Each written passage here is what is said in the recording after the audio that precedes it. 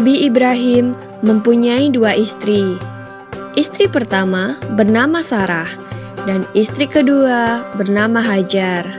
Sarah melahirkan seorang anak laki-laki yang dinamakan Ishak, dan Hajar melahirkan anak laki-laki juga yang bernama Ismail. Sarah merasa kurang senang hidup bersama Hajar.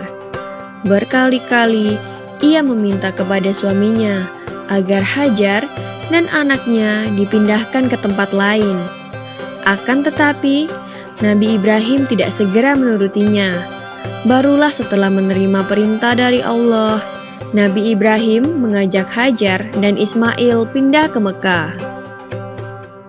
Ismail yang masih menyusu pada waktu itu terpaksa harus mengikuti kedua orang tuanya menempuh perjalanan yang begitu jauh dan melelahkan. Hajar dan Ismail ditempatkan di daerah padang pasir yang tandus, sunyi, dan terik matahari yang menyengat kulit.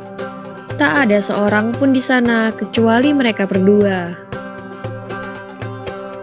Setelah beberapa tahun Nabi Ibrahim alaihissalam meninggalkan anak dan istrinya itu, ia pun merasa rindu. Beberapa kali ia mengirim utusan untuk melihat keadaan anak dan istrinya itu. Dan ketika utusannya mengatakan bahwa anak dan istrinya dalam keadaan yang baik-baik saja, Nabi Ibrahim pun merasa lega. Ternyata kehidupan istri dan anaknya itu diberi serba kecukupan oleh Allah Subhanahu wa Ta'ala. Hajar dan Ismail dianggap sebagai pemilik dan pemimpin di Mekah, karena mereka berdualah yang pertama kali menetap dan bertempat tinggal di sana. Demikianlah Nabi Ibrahim tidak dapat menahan kerinduannya. Ia pun berangkat ke Mekah dan bertemu dengan Hajar dan Ismail di padang Arafah. Anak dan istrinya itu sedang menggembalakan hewan ternak yang cukup banyak. Dalam perjalanan pulang ke Mekah, setelah menggembalakan ternak, mereka beristirahat di Musdalifah karena kelelahan dan akhirnya tertidur. Dalam tidurnya yang sebentar itu, Nabi Ibrahim alaihissalam mendapat wahyu melalui mimpinya.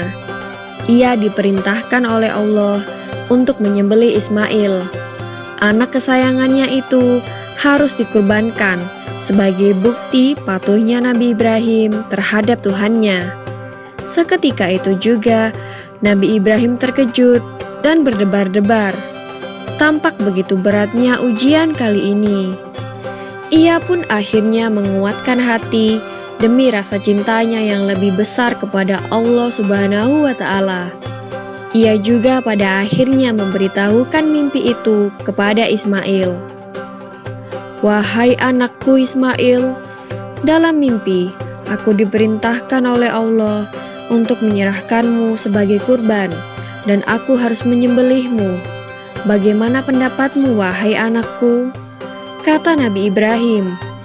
Ismail pun menjawab, "Wahai ayah, sekiranya itu perintah Allah, maka laksanakanlah apa yang telah diperintahkannya kepadamu.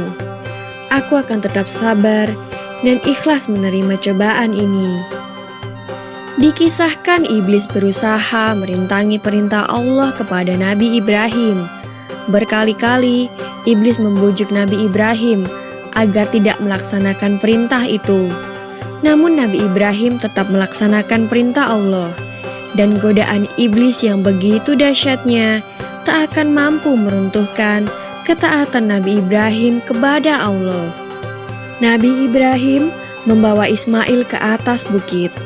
Di sana, Ismail mengenakan kain penutup mata dan pedang tajam pun sudah dipersiapkan.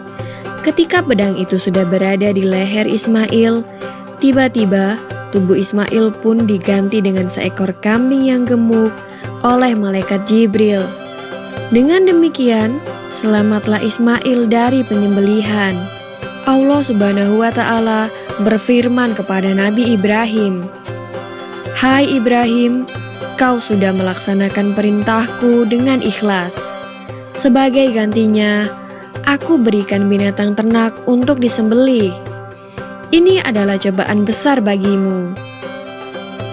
Peristiwa itu terjadi pada tanggal 10 Dzulhijjah di Mina, dan sampai sekarang dirayakan seluruh umat muslim sebagai hari raya Idul Adha. Dan umat Islam yang melaksanakan ibadah haji juga dapat melakukan kurban di Mina sebagai penghormatan atas Nabi Ibrahim alaihissalam. Demikian kisah Nabi Ibrahim alaihissalam. Semoga kisah ini dapat mempertebal iman kita kepada Allah Subhanahu wa Ta'ala. Amin ya Rabbal 'Alamin.